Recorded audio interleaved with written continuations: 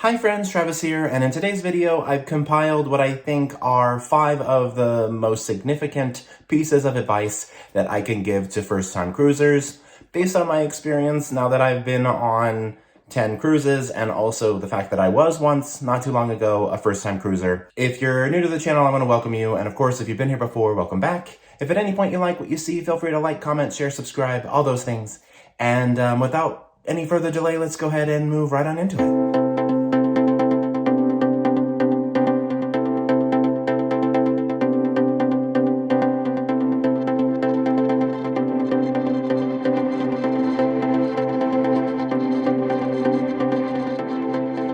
All right, so I don't want to talk too much about myself, but I do want to give a little bit of like what my background and credentials are when it comes to this topic. I'm in no way an expert. I'm learning new things every time I sail. But like I said, I've been on 10 cruises over 3 different cruise lines. I'm mostly out of the Caribbean, but I've also gone down to Baja, Mexico, and I've also been up to Alaska. So I've got a good feel, I think, for how cruising overall works. These are in no particular order, but this first one I think matters a lot because if you get this one wrong, the other ones don't really matter. And that's that you need to choose the right cruise line and itinerary for you. So this one's a little bit tricky, but my first cruise ever was on the MSC Meraviglia, and I went at a time when COVID protocols were the most extreme and the least forgiving.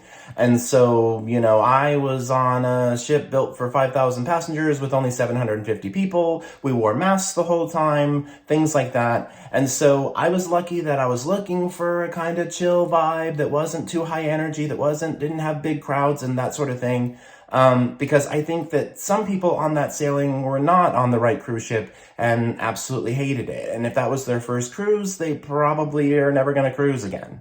Also, like I said, itinerary matters. So if you're looking for casual beachy vibes, you know, make sure you're going to like a private island or, you know, somewhere in the Bahamas or the, Caribbean has a lot of great ports for that. And, don't book Alaska because you're not going to get that in Alaska.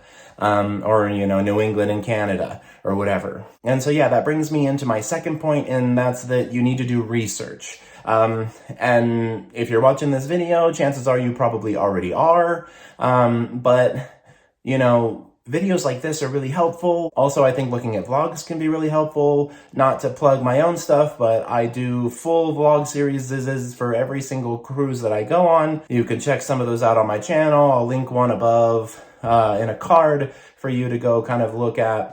And the thing that makes the way that I do things good for research is that I actually take each video and it's like essentially a day at a time, or one video might cover a couple of days, but it's very in sequence. So if you watch them in order, you can watch my cruise experience from start to finish, and that can be very helpful if you're looking for the ins and outs and day-to-day ways that things work on a cruise ship. But then of course there are also blogs you can read if you're not much of a video person, or if you don't want to watch a full-on vlog series, you can look for videos that are about your particular ship or your particular sailing or your particular cruise line and get information from that. The world that we live in today allows us to have all this information at our fingertips, so it's very important that we take advantage of that.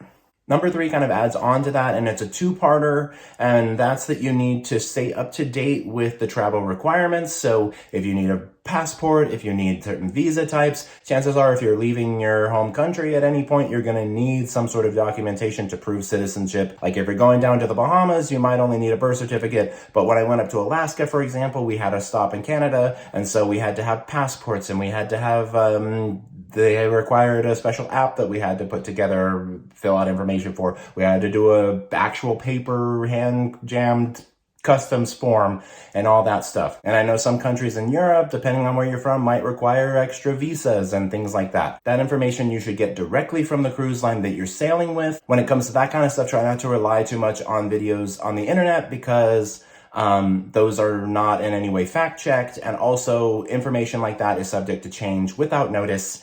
And so you might be watching a video from a few weeks ago that's no longer relevant. And that also brings me to the second part, which is the health and safety protocols, especially right now with COVID and stuff. That stuff is constantly changing. We had to wear masks for a while. We don't anymore. Some cruise lines require pre-board testing. Vaccinations are, required on some cruise lines, but only recommended on others. things like that. And you need to get that directly from your cruise line. And all of the cruise lines have that information on their website somewhere. It's usually pretty easy to find. But if you can't find specifically what you're looking for in their health and safety protocol area and the frequently asked questions and whatever, definitely call them, talk to a person that works specifically for that cruise line so they can inform you what you need to make sure that they don't deny you boarding when you get there, because that does happen. I saw a guy on one of my cruises that literally showed up and he didn't even know he needed a birth certificate. He thought just his photo ID would be fine. I guess because he had a real ID and that meant that it was verified with a birth certificate, but that doesn't matter in other countries as much as it does here. Luckily, they did let him board because he was able to get a copy of his birth certificate, like a picture sent to him, and they accepted that. But keep in mind that that's case by case. The cruise line could have definitely said, nah, bro, you're out of here. And he would have traveled all the way to Florida for no reason, and that would have been a real problem. Stay on top of that information, keep checking it regularly, and you want to make sure that like a week before you're sailing, a couple of days before you're sailing, you check to make sure that nothing has changed and you have everything that you need. The next piece of advice I can give you is don't overpack. This is something that I see first-time cruisers do all the time, myself included. But if you're going on a 4-night sailing, you don't need 20 outfits. And if you're going to the Caribbean, you don't need a bunch of sweatshirts and a giant winter coat, right? So less is more when it comes to cruises, in my opinion. I've gone on cruises with just a single carry-on type bag and was just fine. And then I've gone on cruises where I had multiple bags and didn't use half of it. So yeah, make sure that you have everything that you need, but also you don't need too much extra.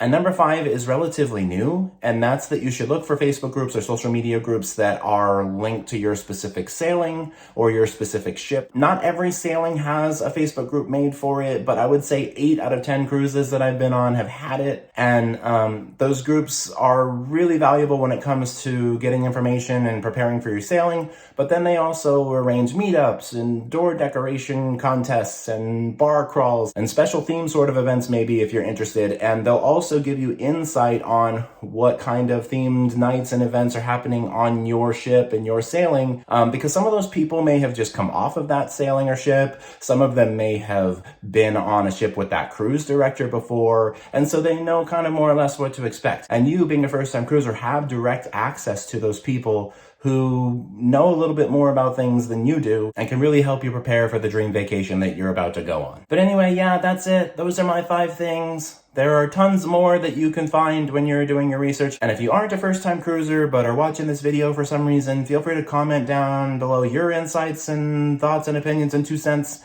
because that can be helpful too. If you think there's something big that I forgot on this list, definitely let me know.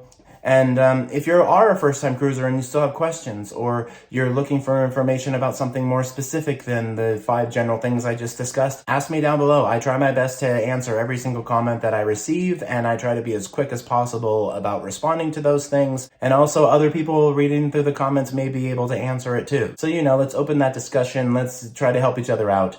But yeah, I want to thank you all for watching. Be sure to like, comment, share, subscribe, all those fun things. We'll talk soon, and you all have a good night.